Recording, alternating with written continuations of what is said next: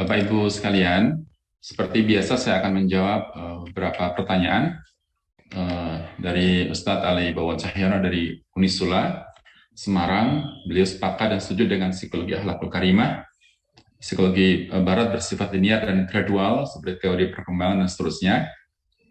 Dengan fitrah, seorang bisa meraih hikmah yang dengannya seorang bisa menjadi cerdas, bisa mencapai tingkat konsius, tingkat sadar, dan bisa memenuhi kebutuhan aktualisasi diri tanpa harus melalui tahapan-tahapan seperti yang mereka sampaikan. Ya, benar sekali Pak Ali Bowo, dan saya ucapkan terima kasih senantiasa mengajukan pertanyaan beliau di kesempatan ini. Dan betul bahwa kita memahami tentang sirah dari Rasulullah, sirah dari sahabat, bahwa mereka tidak harus mengikuti dan orang-orang hebat lainnya tidak harus mengikuti tahapan-tahapan seperti yang dikatakan oleh Abraham Maslow, harus physiological need, kemudian safety needs, kemudian sense of belonging need, dan seterusnya sampai self-actualization diri. Karena tanpa tahapan itu pun kita bisa mencapai langsung self-actualization, sebagaimana dicontohkan oleh para sahabat, oleh Rasulullah sendiri. Bahwa Rasulullah dan para sahabat itu tidak senantiasa kenyang, tidak senantiasa aman dalam kondisi sehariannya. Namun demikian mereka telah mencapai jauh di atas self-actualisasi diri dalam standar-standarnya Abraham Maslow. Kemudian Pak Irfan Ali Rahman, terima kasih juga Pak Irfan jazakumullah atas menemani selama ini. Dia menyampaikan, mohon izin bertanya, bagi kalangan barat, sekuler, moral tidak berdasarkan agama, apakah hati nurani merupakan landasan dasar pokok moral? Benar Pak Ali, bahwa consciousness ataupun hati nurani menjadi salah satu dari landasan moral itu sendiri. Dan juga mereka menyandarkan kepada komunitas, kepada mayoritas. Karena mayoritas menjadi pertimbangan. Dalam Islam, pertimbangan benar dan salah bukan dari mayoritas, karena yang banyak belum tentu benar, yang sedikit belum tentu salah. Kemudian Pak Nur Salim Pasca, terima kasih juga Pak Nur Salim, izin bertanya, apa bedanya adab, akhlak, dan moral? Lalu bagaimana ketiganya saling berintegrasi? Dan bagaimana cara memahaminya? Dan juga pertanyaannya senada dengan pertanyaan Pak Andi Junaidi, bagaimana cara membedakan antara adab, moral, dan akhlak dalam konsep Islam? Nanti saya akan jelaskan pada hari ini untuk menjawab keduanya insya Allah. Kemudian apakah berbuat baik kepada kedua orang tua termasuk adab ataukah moral ataukah akhlak? Nanti insya Allah akan terjawab. Kemudian Mbak Muna Faiza Matullah izin bertanya, sebatas pengetahuan saya perkembangan psikologi Islam sangat bermacam-macam. Goal yang dicapai ilmu psikologi Islam itu apa begitu?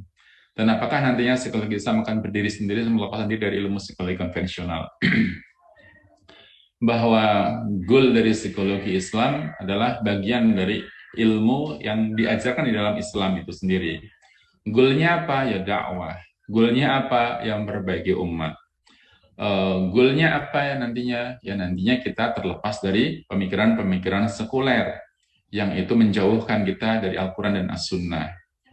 Kemudian memang benar bahwa psikologi itu semakin sebuah gerakan itu ataupun organisasi atau apapun lah, atau komunitas semakin besar akan semakin bervariasi di dalamnya. Semakin kecil akan semakin solid. Maka ada kalimat the power of minority. Minoritas itu lebih punya power daripada mayoritas kadang-kadang. Karena lebih solid, lebih mudah bekerja sama, sedangkan yang mayoritas itu seringkali ada timbul gesekan, ada timbul warna-warna yang berbeda. Psikologi Islam di tahun 90-an, tahun 2000-an awal itu seakan-akan satu warna. Tapi sekarang sudah beragam ya, bermacam-macam, dan sebagian ada yang menggunakan model pragmatis. Misalnya mereka menyelenggarakan sebuah kegiatan yang penting adalah dampaknya, bukan dilihat apakah itu sesuai dengan sunnah ataukah tidak, apakah itu sejalan Al-Quran ataukah tidak, tapi yang itu dianggap menguntungkan, maka itu digunakan sebagai sarana untuk melakukan suatu perbuatan. Nah, ini seringkali lemah dalam sisi landasan keilmuannya. Kemudian semoga suatu saat semoga berdiri sini, tapi itu butuh waktu yang cukup ya untuk mengembangkan ke arah sana. Kemudian Umi Zakiyah, terima kasih atas ilmunya. Namun saya ingin bertanya bahwa ada pihak Barat yang memang ingin menghancurkan agama Islam dengan cara mencoba meyakinkan manusia bahwa agamanya sesuatu budaya. Apa memang begitu? Ya,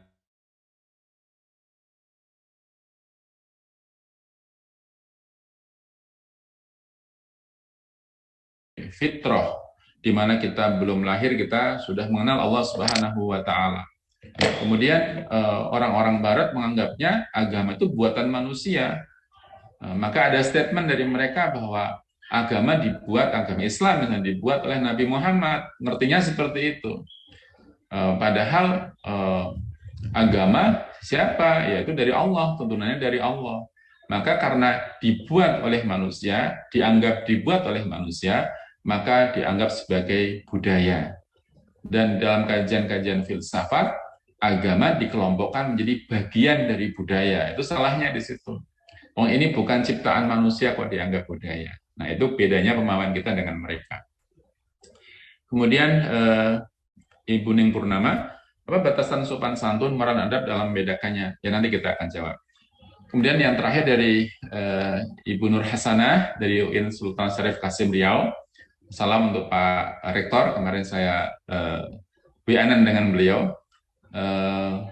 Terima kasih. Kemudian pertanyaannya, pertama, seperti psikologi barat, kita mengenal beberapa tokoh dan teori besar yang populer. Saya sering menjadikan ini sebagai referensi saya dalam memberikan intervensi ke peserta didik saya. Namun karena memang saya lulusan, namun dari penjelasan saya tadi, saya jadi tertarik untuk menambahkan referensi moral yang teorinya dari pandangan Islam. Adakah teori yang dari Islam maksudnya ya, agar menomorduakan dari Barat? Segala hal yang berasal dari sumber dari Al-Quran dan Sunnah bisa kita gunakan sebagai referensi di dalam pengembangan keilmuan kita. Ada buku-bukunya Syekh Muhammad Naqib Al-Attas yang bicara tentang masalah adab. Monggo nanti dicari yang sudah ada berbahasa bahasa Inggris dan juga bahasa Melayu. Kemudian bagaimana cara kita untuk menumbuhkan budaya malu pada remaja? Apa materi utama yang perlu ditanamkan kepada mereka? Yang pertama adalah materi tentang ya iman itu sendiri, bahwa al-haya itu kan syu'batu minal iman. Malu itu adalah bagian daripada iman. Maka ditanamkan kepada mereka untuk tentang pentingnya keimanan, pentingnya tauhid, pentingnya menjauhkan diri dari segala dosa, pelajaran-pelajaran yang mungkin lebih mendasar begitu ya, sehingga mereka mengerti, bisa membedakan antara hak dan batil. Orang yang tidak punya rasa malu mungkin karena less di dalam knowledge, kurangnya pengetahuan, sehingga dan kurangnya kemauan, kurangnya hirah, sehingga mereka tidak bisa membedakan antara hak dan batil. Atau sudah bisa membedakan, tapi nggak ada internalisasi, sehingga tidak mau untuk melakukannya. Jazakillah Nur Hasanah. Bapak Ibu sekalian, saya akan mulai bahwa ada 3 pilar di dalam Islam. Yang kita kenal ada akidah, ada syariah, dan ada akhlak. Nah, akhlak itu landasannya, bedanya dengan moral, akhlak itu adalah buah dari adanya akidah. Akidah di bagian akarnya, kemudian syariah di bagian batangnya, kemudian akhlak di bagian buahnya atau di bagian daunnya. Maka bagus tidaknya daun tergantung bagaimana batang dan bagaimana akarnya. Dalam Al-Quran, surah Ibrahim misalnya, ayat yang ke-24 sampai 26 ya. Sana dijelaskan tentang alam taro kaifa daraballahu masalan kalimatan thayyibatan kasyajaratin thayyibatin asluha sabitu wa far'uha fis sama'. Di sana Allah membuat perumpamaan bahwa kalimat yang baik itu seperti pohon yang baik, di mana asluha sabitun, yaitu akarnya itu kokoh, wa far'uha fis sama, dan cabang-cabangnya, dahan-dahannya itu adalah menjulang ke arah langit. Dan ini membuktikan bahwa akhlak itu berkorelasi dengan batang dan akar ini. Maka bisa terlihat antara konsep moral dan konsep akhlak itu beda di secara akar. Mungkin hasilnya ada beberapa persamaan, tetapi landasan berangkatnya itu sudah berbeda. Akhlak itu adalah landasannya agama, sedangkan moral itu adalah pengembangan oleh masyarakat, oleh para ilmuwan, oleh para orang-orang bijak yang ada dalam lingkungan ataupun komunitas tersebut. Sekarang apa sih bedanya ada adab dan akhlak? Adab itu lebih luas daripada akhlak. Semua adab itu adalah baik, gitu ya. Ada saya ulang. Ada akhlak yang baik yang disebut dengan akhlakul hasanah, dan ada akhlak yang buruk disebut dengan akhlakus sayyi'ah. Tetapi semua adab itu adalah baik. Akhlak itu ada dua macam, baik dan buruk, tapi adab semuanya mesti baik. Adab kepada Allah, adab kepada Rasulullah, adab kepada Al-Quran, adab kepada orang tua, adab kepada lawan jenis, adab kepada sejenis, adab kepada non-muslim, adab kepada teman. Banyak sekali yang bisa kita tanamkan. Itu semua adalah kebaikan-kebaikan. Dan nanti hasilnya adalah tergantung apakah akhlakul yang hasanah ataukah yang sayyi'ah. Apakah yang baik ataukah yang buruk. Akhlakul karimah atau akhlakul madmumah. Nah ini kemudian, dan the highest adab tertinggi adalah tauhid. Adab tertinggi adalah tauhid, yaitu tidak menyekutukan Allah atau mengesahkan Allah. Kalau misalnya kita melihat baru-baru ini menjadi bahan tertawaan dunia, barangkali ada dukun yang pawang hujan gitu ya, seakan-akan mampu mengendalikan hujan dengan perilakunya yang aneh begitu, itu bagian dari bisa terjebak kepada kemusyrikan, dan di situ membuat ascribing partners to Allah Subhanahu wa taala, seakan-akan dia mampu untuk mengendalikan itu.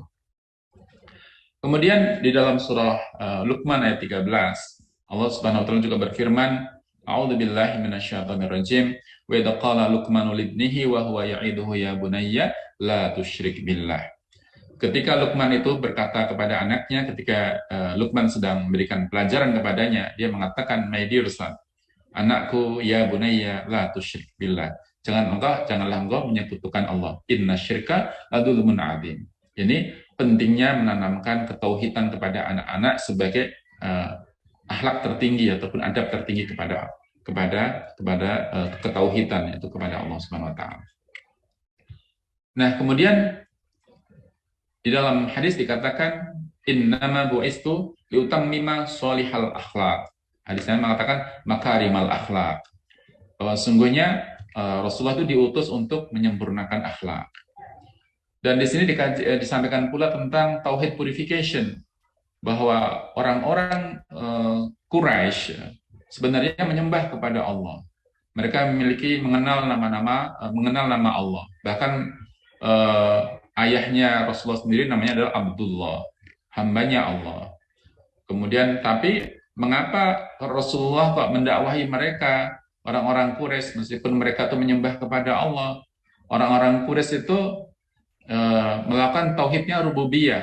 Mereka memahami tentang Allah, bahwa Allah sebagai pencipta, Allah sebagai pengendali alam semesta, sebagai pengatur alam semesta, sehingga mereka menyembah kepada Allah. Namun mereka juga menyembah Latta, Uzza, dan Manat. Ini adalah the lowest akhlak, karena orang-orang Quraisy itu membuat partner atau menyekutukan Allah Subhanahu wa taala. Maka saya katakan sekali lagi bahwa tauhid itu adalah setinggi-tingginya adab. Dan orang yang seperti contoh yang paling mudah, kita punya bapak, punya ibu gitu. Bapak ibu kita melahirkan kita, adanya kita karena mereka. Lalu kita dibesarkan, dijaga, dinafkahi, dididik, disekolahkan, semua hal kita diberikan. Kemudian setelah kita tumbuh dewasa dengan segala kenikmatan yang Allah berikan kepada kita melalui wasilah kedua orang tua kita, kita kemudian malah melupakan kedua orang tua kita. Ini tadi dikatakan kita nggak beradab sebagai anak kepada orang tua. Demikian pula dalam hubungan antara seorang hamba kepada Khaliknya. Sudah diberikan nikmat, diberikan nafas, diberikan segala hal, tapi malah menyembah kepada sesembahan yang lain. Maka dikatakan sungguh tidak beradab orang tersebut. Kemudian Ini kemarin sudah saya sampaikan bagian ini, tadi itu tambahan. Konsep adab juga diartikan sebagai mendidik, yaitu pendidikan terintegrasi yang tidak hanya sekedar nilai-nilai karakter umum seperti sopan, santun, namun juga yang harus dipahami adalah karakter-karakter plus seperti hubungan antara seorang hamba dengan Robnya. Ini yang tidak dimiliki oleh moralitas, karena adab mengatur hubungan seorang hamba kepada Robnya. Dan kata al-atas juga dikatakan adab sebagai pengenalan serta pengakuan akan hak keadaan suatu, yang di situ ada susunan berperingkat martabat dan derajat. Susunan berperingkat martabat dan derajat. Apa itu maknanya? Misalnya di sini dikatakan oleh murid beliau yaitu Wan Muhammad Nur, beliau mengatakan bahwa Muslim yang beradab itu lebih mencintai Nabi Shallallahu Alaihi Wasallam ketimbang mencintai dirinya sendiri, mencintai orang tuanya. Karena apa? Berperingkat martabat dan derajat tadi itu. Dan juga menghormati para sahabat-sahabat Rasulullah SAW. Dan salah satu adabnya yang terpenting adalah adab terhadap ilmu. Di mana seorang itu akan mengenal derajat ilmu. Ada ilmu yang fardu ain dan ilmu yang fardu kifayah. Kemarin saya sudah jelaskan, fardu ain itu ulama mengartikannya sebagai ilmu tentang terkait dengan tegaknya ibadah. Dan fardu kifayah adalah yang mana ilmu tersebut dilakukan yang di luar yang terkait dengan tegaknya ibadah, seperti ilmu psikologi dan sebagainya. Sedangkan ilmu-ilmu yang fardu ain seperti ilmu tentang terkait dengan membaca Al-Quran, terkait dengan fikih, terkait dengan tuharah dan seterusnya, yang terkait dengan pelaksanaan ibadah. Dan orang-orang lebih sibuk biasanya mencari ilmu yang fardu kifayah dibanding dengan ilmu fardu ain.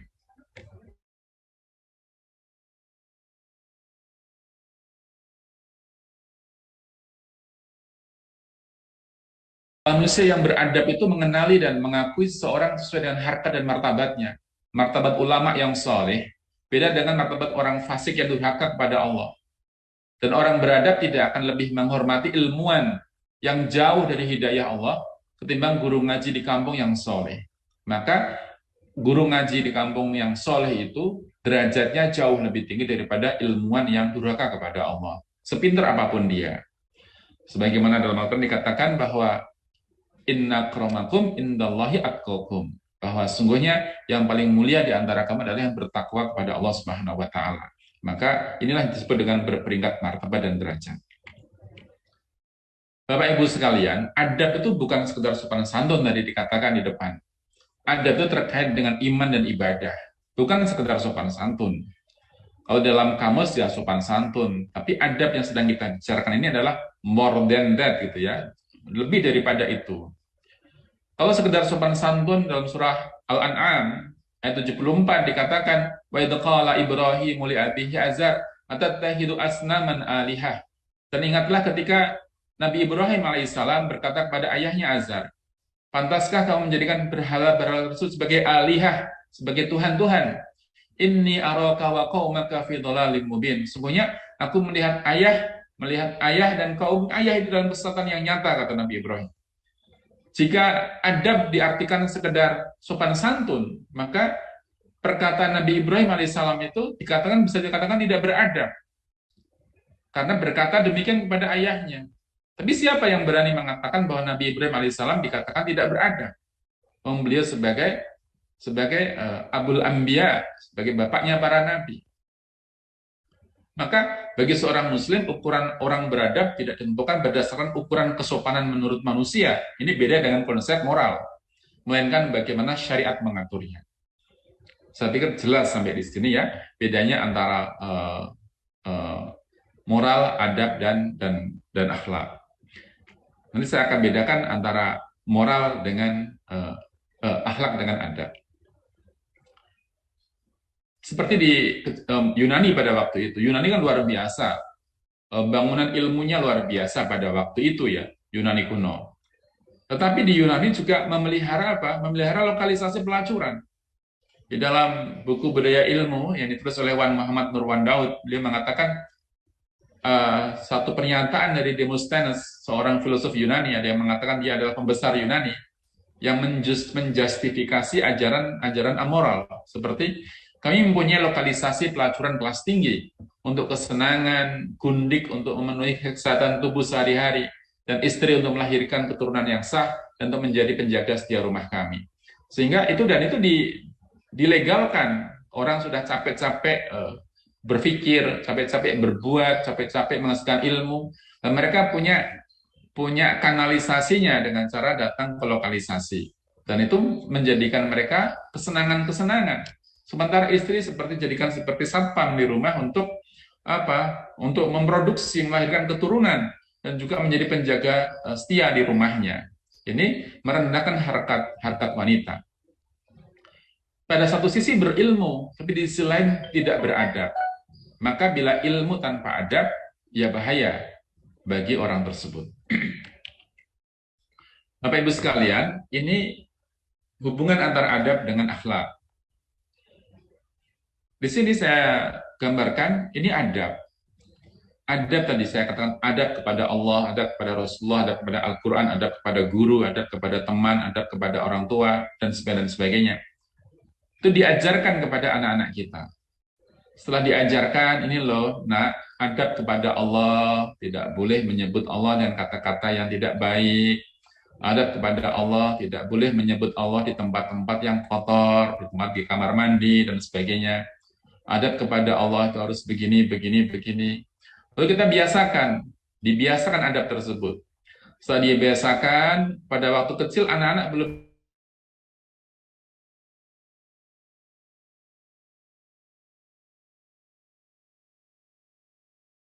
tentang berpakaian yang sopan menurut ukuran agama Islam seperti apa.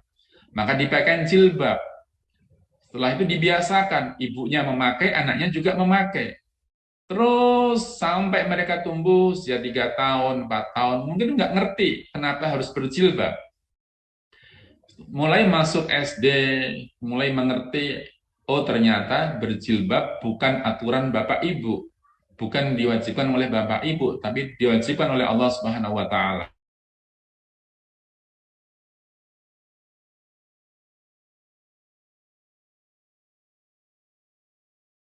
Akhlak karimah, akhlakul karimah. Sebaliknya di sisi yang berbeda, adab tadi tidak diajarkan kepada anak-anaknya. Anak-anak tidak diberikan kesempatan untuk mengerti perbedaannya baik dan buruk. Pakai jilbab itu baik, tidak pakai itu buruk. Sholat itu baik, tidak sholat itu buruk. Nggak diajarkan, karena orang tuanya juga abai terhadap perilaku-perilaku seperti itu. Jadi adab tidak diajarkan. Atau adab diajarkan, tapi tidak dibiasakan. Tidak diajarkan, tidak dibiasakan, wajar. Ini diajarkan, tapi tidak dibiasakan. Diajarkan di sekolah, di rumah tidak dibiasakan, karena orang tuanya tidak mengamalkan sebagaimana perintah guru yang dilakukan di sekolahan. Sehingga tidak ada internalisasi, menjadi akhlakul madmumah, menjadi akhlak yang buruk. Maka akhlakul karimah adalah buah dari adab. Kalau itu diajarkan, dibiasakan, dan ada internalisasi sehingga muncul perilaku yang baik, maka itu adalah akhlakul karimah. Baik, contoh misalnya, adab senyum, salam, sapa. Ini kita sering mendengar SSS gitu ya. Saya menyampaikan sekolah yang kita miliki ini mengajarkan tentang senyum, salam, sapa. Jadi salah satu adab yang kita ajarkan. Maka kita mengajarkan misalnya di hari Senin misalnya, saya ajarkan anak-anak, kita perlu memberikan senyum, salam, dan sapa kepada orang lain. Mengapa kok harus demikian? Karena senyum itu bagian dari sedekah. Dan membuat orang lain, kita tersenyum pada orang lain, orang pun tersenyum pada kita, insya Allah itu bernilai pahala. Terus diberikan keutamaan-keutamaan senyum, salam, sapa. Kemudian kita beri tugas, anak-anak, kalian Bapak beri tugas, dalam 5 hari ke depan, sampai hari Jumat, biasakan tugasnya adalah tersenyum dan salam dan menyapa kepada 50 orang. Ya, dihitung ya, 50 orang. Nanti siapa saja yang kamu ajak senyum, siapa saja yang kamu salam, dan siapa saja yang kamu sapa. Pada hari Sabtunya, Kalau kita kumpulkan lagi, kemarin setelah dalam 5 hari itu tersenyum kepada siapa saja kira-kira, salam kepada siapa, menyapa siapa, mengapa kalian melakukan itu, lalu apa dampaknya setelah senyum salam sapa, lalu bagaimana perasaanmu setelah itu, dan ini adalah internalisasi. Lalu lama-lama karena dibiasakan begitu itu, dan untuk selanjutnya jadikanlah menjadi kebiasaanmu. Dan senyum salam sapa akan menjadi akhlaknya. Karena dibiasakan dari adab yang dibiasakan, akan menjadi akhlaknya. Contoh yang lain misalnya, seorang anak diajarkan tentang bagaimana berbakti kepada orang tua. Berbakti kepada orang tua, diantaranya berbuat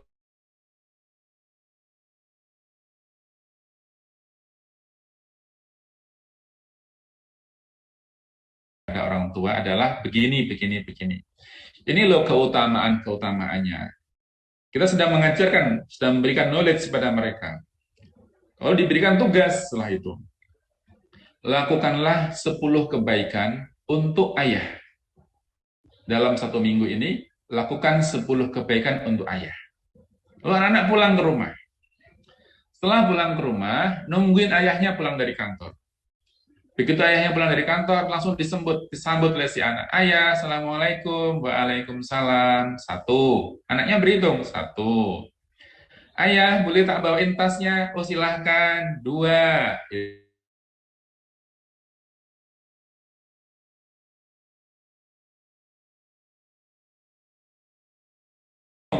Ini anak saya kenapa baik seperti ini? Dipijeti pundaknya. 3. Gitu. Ayah, minta dibikinin teh apa kopi? Teh saja. Tak bikinin ya, ayah? Iya. 4. Berhitung si anak ini terus.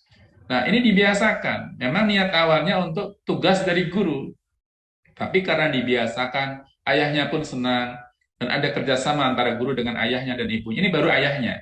Pekan depan baru berbuat baik pada ibunya. Pekan depannya lagi berbuat baik kepada teman kakak-kakak dan adik-adiknya. Berbuat baik kepada tetangganya. Dalam 1 bulan, berbuat baik kepada orang lain akan dibiasakan. Adab yang baik dibiasakan, dan nanti akan menjadi akhlaknya. Dan ini di sekolah ini kita sudah buat raportnya, kita nilai secara kuantitatif begitu ya. Bagaimana kita mensimulasikan adab itu nantinya akan berbuah pada akhlakul karimah. Bapak Ibu sekalian, Ibnu Miskawai mendefinisikan akhlak sebagai kondisi jiwa, state of the soul, yang itu menggerakkan orang untuk berperilaku tanpa berpikir, tanpa pertimbangan. Jadi just do it. Kata teman saya, just sing a song katanya. Hanya ya nyanyi-nyanyi saja gitu. Itu hanya bersiul saja. Jadi tanpa harus banyak pertimbangan. Bantu nggak ya? Bantu nggak ya? Bantu nggak ya? Nggak seperti itu bukan akhlak. Tapi tanpa pertimbangan. Karena sudah menjadi bagian dari dirinya. Ibnu Miskawih mengatakan, akhlak tidak hanya sikap dan perilaku, tapi akhlak adalah hal nafs, adalah kondisi jiwa, kondisi kejiwaan yang memberikan berbagai macam dampak kualitas, baik itu baik maupun buruk. Ketika itu menghasilkan satu perilaku yang buruk, maka dikenal dengan akhlakus sayyi'ah, akhlak yang buruk. Jika itu melahirkan hal-hal yang baik, maka dikatakan sebagai akhlakul hasanah. Kondisi mental ada 2 macam, kata beliau, bahwa pertama kondisi mental yang bersumber dari tabiat, yang bersumber dari temperamen. Saya membedakan antara temperamen dan karakter. Temperamen itu berbeda dengan karakter. Kondisi mental yang bersumber dari tabiat, dari temperamen, di mana kondisi tersebut melekat pada diri seseorang. Seperti apa? Dermawan dan kikir, pemberani, penakut, ceria, pemurung. Jadi 2 dikotomi yang berbeda. Kondisi mental yang dapat dilatih dan dikondisikan. Yang kedua, kondisi mental yang dilatih dan dikondisikan. Kalau yang pertama tadi itu melekat di dalam diri kita. Nanti saya akan jelaskan di bawah bagiannya pendapat Erich Fromm. Pendapat Ibnu Miskawih yang kedua adalah yang bisa dilatih dan dikondisikan, direncanakan, yang kemudian menjadi sebuah karakter, bisa membentuk karakter. Kalau yang tadi sudah dari sananya yang pertama. Yang kedua dibentuk oleh kita. Seperti pembiasaan berkata jujur, pembiasaan bertanggung jawab, yang nanti lama-lama akan jadi melekat di dalam jiwanya. Itu pernyataan Ibnu Miskawih ribuan tahun yang lalu. Nah, orang-orang di tahun 20-an, abad ke-20-an seperti Erich Fromm, dia membuat teori yang saya curiga barangkali teorinya dari Ibnu Miskawih. Dia mengatakan temperamen itu bagian dari kepribadian yang itu berasal dari zat-zat biokimiawi tubuh seperti darah, cairan, air. Di mana kondisi mental ini tidak bisa dirubah atau sulit untuk dirubah. Maka temperamen itu sulit untuk dirubah atau tidak bisa dirubah karena berkaitan dengan zat-zat biokimiawi tubuh. Akan berubah ketika darahnya berubah, lendirnya berubah, cairannya berubah. Kalau itu berubah, bisa merubah perilakunya. Tapi kalau kita darahnya masih darah yang sama, lendir kita masih yang sama, cairan kita masih sama, maka kita punya temperamen, punya berbagai macam sifat-sifat yang seperti itu. Sebaliknya, karakter itu juga bagian dari kepribadian, kata Erich Fromm, yang dipengaruhi oleh lingkungan, oleh hasil dari belajar. Maka ada namanya karakter building, tidak ada namanya temperamen building. Ini artinya bahwa di dalam sifat-sifat manusia dipengaruhi oleh dua hal, yaitu yang dari dalam diri sendiri, yang dari lahir itu punya perilaku seperti itu, punya sifat seperti itu, yang kedua dibangun oleh lingkungannya. Nah, maka kita hanya bisa merubah yang dipengaruhi oleh lingkungannya, dipengaruhi oleh pembelajaran di sekolahnya. Nah, Erich Fromm juga menyatakan bahwa ada 6 jenis pengetahuan, ada 6 jenis kepribadian. Kepribadian itu ada 6 jenis. Pertama, 3 jenis itu yang bisa berubah, 3 jenis yang tidak bisa berubah. Yang tidak bisa berubah tadi temperamen, kemudian kecerdasan, kemudian bakat. Ini nggak bisa berubah. Sedangkan yang berubah apa? Karakter. Kemudian pengetahuan. Yang ketiga adalah skill. Skill itu adalah keahlian itu dilatihkan. Pengetahuan juga dipelajari. Maka 6 hal tadi itu 3 bisa dirubah, 3 tidak bisa dirubah. Maka jangan ingin merubah temperamen, tapi rubahlah karakternya. Ibnu Miskawih kemudian mengatakan manusia memiliki 3 kekuatan, yaitu nafsul natiqah, rasional, jadi daya-daya rasional, di mana di sini sebagai dasar untuk berpikir, untuk membedakan dan menalar sifat dari segala sesuatu yang pusatnya ada di otak, di akalnya. Yang kedua adalah nafsul sabu'iyah, kemudian daya-daya emosional, di mana dasar dari seperti kemarahan, pantangan, tekad, dan seterusnya, pusatnya ada di hati. Dan nafsul bahimiyah, ini merupakan dasar syahwat, seperti mencari makan, minum, menguasai harta, ingin kaya, ingin macam-macam, dan seterusnya. Nah, kemudian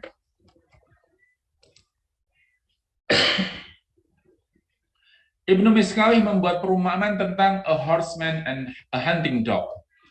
Seperti seorang pengendara kuda, penunggang kuda, dan juga anjing berburu.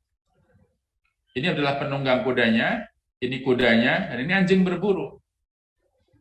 Ini penjelasan Ibnu Miskawih tentang bagaimana 3 daya tersebut. Jika anjing ataupun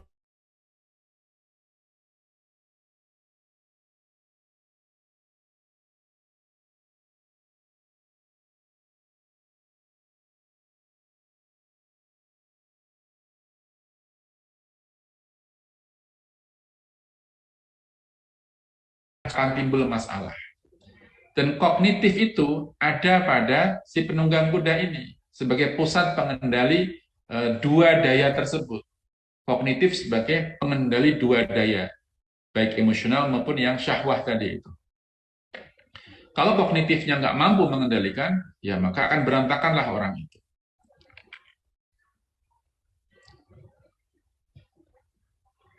Kemudian seseorang yang menganggap perilakunya, jadi mempertimbangkan perilakunya terlebih dahulu sebelum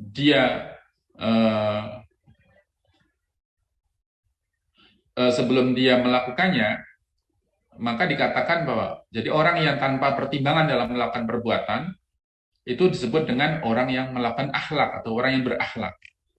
Orang berbuat tanpa pertimbangan itu adalah orang yang berakhlak. Karena sedangkan orang yang mempertimbangkan terlebih dahulu apa yang akan dilakukannya dikatakan sebagai tahdzibul akhlak atau latihan berakhlak. Contoh misalnya ada seorang peminta-minta datang kepada kita. Kemudian peminta-minta itu kemudian kita merogoh uang kita berikan. Ini Pak, ini Bu. Semoga berkah, semoga bla bla bla. Ini dikatakan akhlak. Sementara kalau kita ada orang minta-minta kepada kita, kita berpikir, kasih nggak ya? Kasih nggak ya? Aduh, kayaknya kok nggak perlu ini. Kayaknya kok begini. Ini namanya latihan berakhlak, kalaupun kita memberikannya.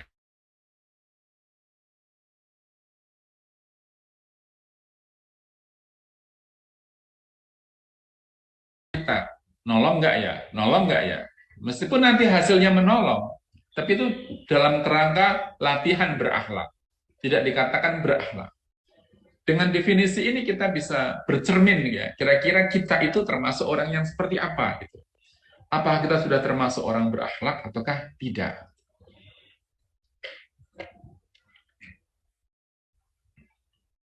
Ada dua tipe akhlak, akhlakul mahmudah wa akhlakul sayyi'ah atau akhlakul madmumah.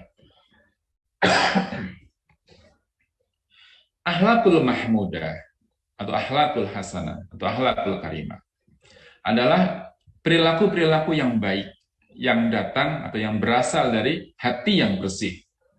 Seperti apa? Jujur, santun, kemudian yang bijaksana dan sebagainya. Ini semua perilaku-perilaku baik itu adalah dikatakan buah dari pengetahuan dan hasil dari takwa.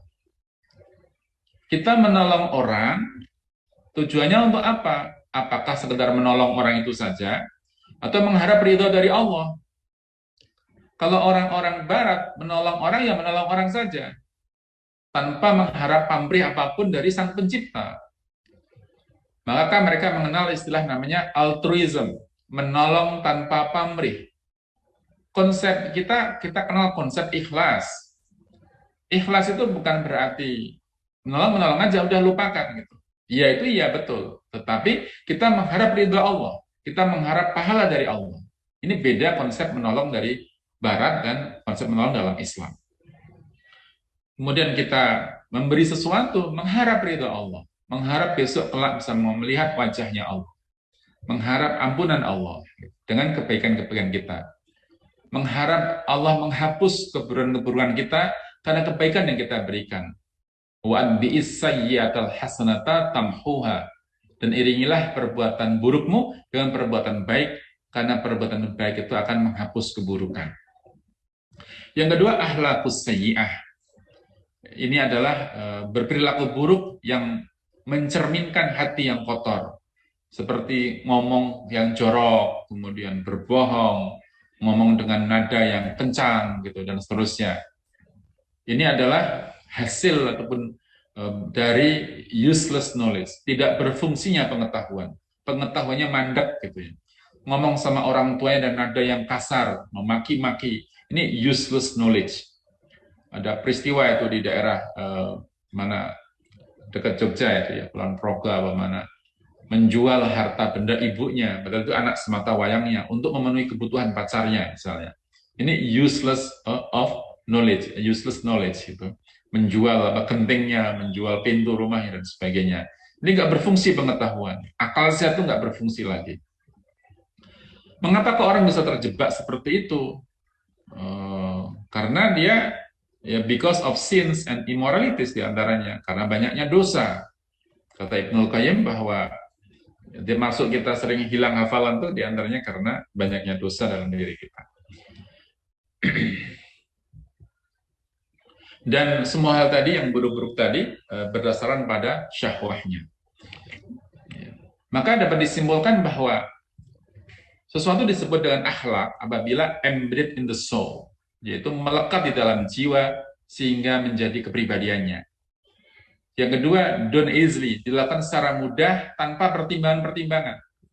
Yang ketiga, dilakukan tanpa tekanan dari orang lain. Yang keempat, dilakukan secara tulus tanpa mengharapkan imbalan atau dalam rangka drama gitu ya, dalam rangka untuk ya supaya dipuji oleh banyak orang. Itu bukan akhlak. Imam Al-Ghazali juga senada dengan Ibnu Miskawi. Beliau mengatakan hayatul nafsi rasihah, yaitu satu kondisi mental yang permanen. Dan kondisi ini akan membuat kita itu sama dengan Ibnu Miskawi tadi, tanpa harus banyak berpikir, tanpa harus banyak pertimbangan, berperilaku secara natural gitu, tulus gitu dengan orang lain, dan juga tanpa paksaan.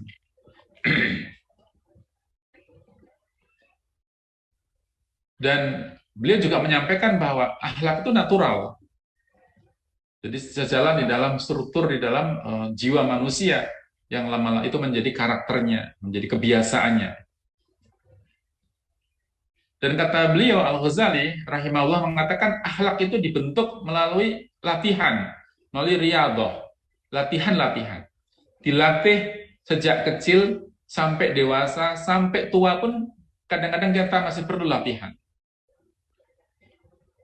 Sehingga akhlak itu bisa berubah melalui latihan kesabaran dan keistiqomahan di dalam berbuat gitu. Sabar untuk melatih diri. Sehingga kata Ibnu Miskawi mengatakan bahwa training itu, latihan itu akan membentuk malakah. Malakah itu semacam properti di dalam tubuh kita, menjadi potensi kita untuk berbuat baik. Nah, akhlak, fondasi dari akhlak kata Al-Ghazali bahwa akhlak itu fondasinya pada dua kekuatan, yaitu syahwah dan ghadab. Syahwah dan ghadab. Apa itu syahwah? Syahwah adalah kekuatan yang secara alami ada pada semua manusia. Itu syahwat. Dengan syahwat itu seorang memiliki keinginan untuk sesuatu. Keinginan untuk makan, untuk minum, ingin kekayaan, ingin pasangan yang menarik. Itu syahwat. Kita memahami syahwat atau syahwat itu suatu yang buruk. Padahal dalam konteks kajian Al-Ghazali, syahwat tidak selalu buruk di situ. Ghadab misalnya, ghadab adalah kekuatan yang melahirkan hamiyah di situ, antusiasme.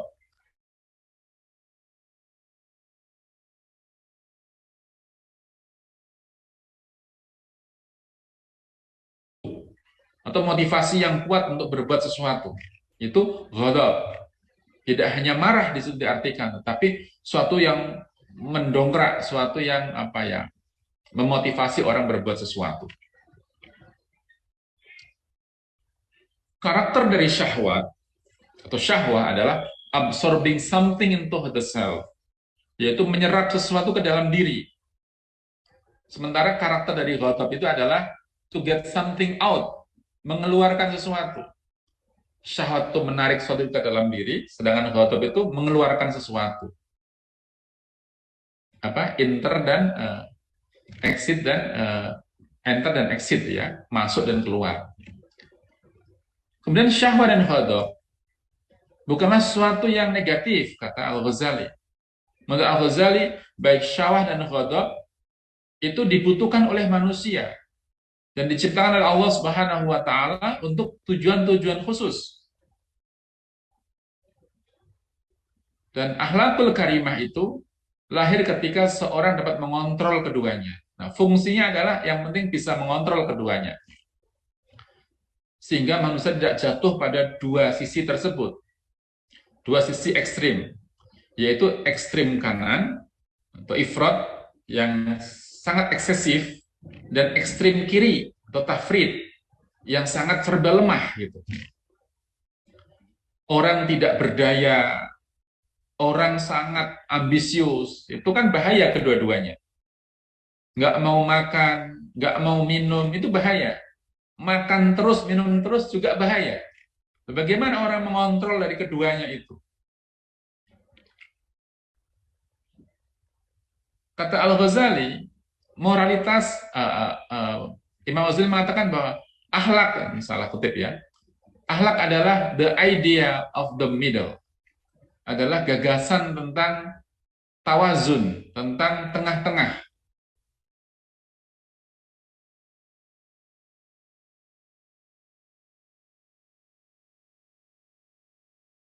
Jadi balance, jadi seimbang. Syahwah itu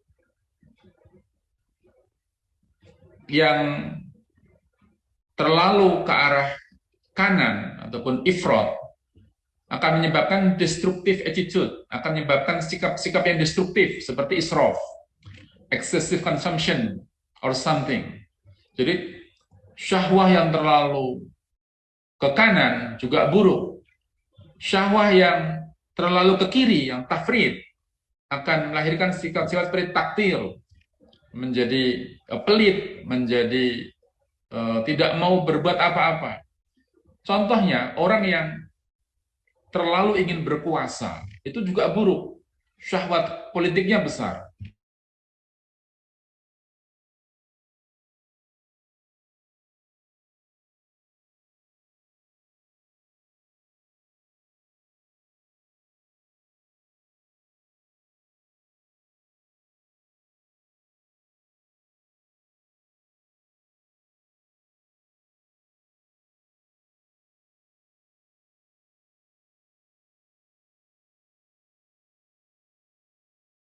Berakhlak ketika dia mampu memanage, menjadikan keseimbangan antara dua titik ekstrim itu.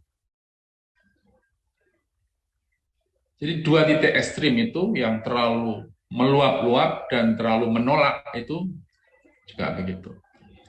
Dalam syahwat misalnya, syahwat terhadap lawan jenis.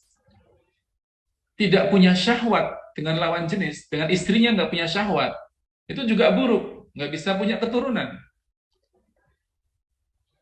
Punya syahwat yang berlebihan juga buruk. Saya punya seorang klien itu sampai mengaku kalau berhubungan seksual butuh waktu minimal 2,5 jam baru dia bisa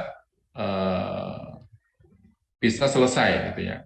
Kalau nggak 2,5 jam nggak bisa. Sehingga dampaknya ternyata eksesif. Apa dampaknya? Dampaknya dia punya selingkuhan hampir di tempat-tempat yang disinggahinya. Saya pernah tanya kepada yang bersangkutan, berapa sekarang on-nya dengan berapa orang? Sekitar 9 orang masih aktif begitu. Ini eksesif gitu ya. Karena nafsunya yang sangat besar begitu. Tidak punya nafsu juga masalah. Maka menyeimbangkan keduanya itulah yang disebut dengan akhlak. Tidak terlalu meledak dan tidak terlalu melemah.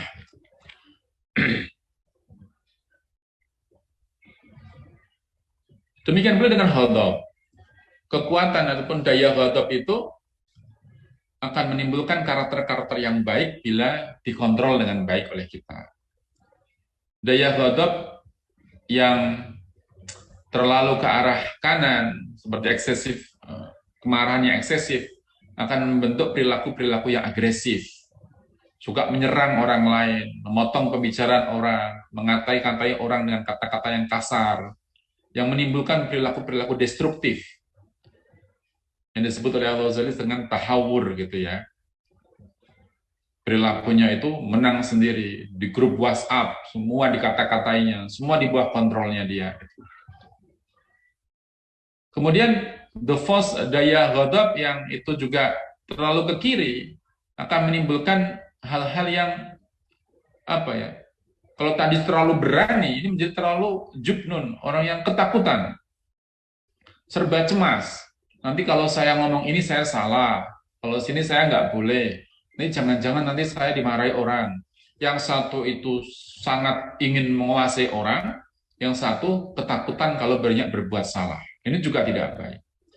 Maka balance kepada dua titik ekstrim tadi itu, seperti kita tidak terlalu meluap-luap untuk menyalah-nyalahkan orang lain, dan tidak terlalu juga kita terlalu menyalahkan diri sendiri. Kita berada di titik di tengah-tengah itu. Bapak Ibu sekalian, inilah yang dikatakan oleh Al-Ghazali sebagai core of akhlak. Dalam konsep Al-Ghazali itu sebagai kemampuan untuk melakukan kontrol diri, kemampuan mengontrol dirinya sendiri. Nanti setelah kita puasa, ketika puasa di bulan Ramadan itu, kita pun ketika adzan berkumandang, adzan maghrib berkumandang, kita makan sebanyak-banyaknya. Ini juga bisa bahaya buat kita. Tapi kita juga nggak mau makan juga bahaya. Maka makan yang secukupnya, yang itu menjadi balance. Lapar dia tidak, kekenyangan juga tidak. Nah, mungkin puasa hari pertama itu seringkali kekenyangan gitu ya, karena tanpa kontrol. Makan dengan emosi. Maka syahwat dan khotob itu dapat membakar segala-galanya.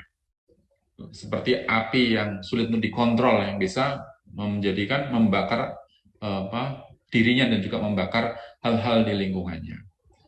Poinnya adalah bahwa di dalam berakhlak ini kita melakukan hal itu secara refleks ya. Karena itu sudah melekat dalam jiwa kita, maka kita melakukan banyak perbuatan baik kepada orang lain tanpa banyak kita pertimbangan.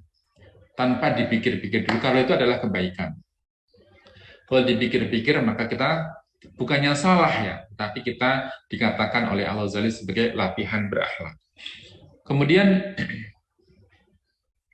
akhlak juga bermakna sesuatu yang tidak berlebihan, sesuatu yang tidak kekurangan, sesuatu yang di tengah-tengah. Ini tentang gagasan tentang tawazun, gagasan tentang keseimbangan. Maka juga sama misalnya terlalu lomo. Lomo itu mudah memberi uang kepada orang. Kalau nggak salah dalam sirah itu Abu Bakar itu ingin menginfakkan seluruh hartanya. Dan Rasulullah mengatakan jangan. Masih harus disisakan untuk keluarganya. Jangan terlalu berlebihan kita kalau berbuat baik juga. Dan juga jangan terlalu kikir. Maka yang tengah-tengah. Sehingga pesan-pesan disampaikan oleh Imam Al-Ghazali, Ibnu Miskawih ini sampai kepada kita tentang pentingnya kita berakhlak. Terutama saya juga berwasiat diri saya sendiri untuk bisa menginternalisasi apa yang saya sampaikan, sehingga saya bisa ambil manfaat yang sebesarnya untuk diri saya, dan juga semoga bisa bermanfaat yang sebesar-besarnya untuk para Bapak Ibu sekalian.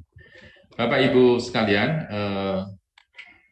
kajiannya selesai tentang kajian psikologi akhlakul karimah ini, yang mudah-mudahan sebagai penutup dari serangkaian kuliah kita bisa mengambil manfaat yang sebesar-besarnya.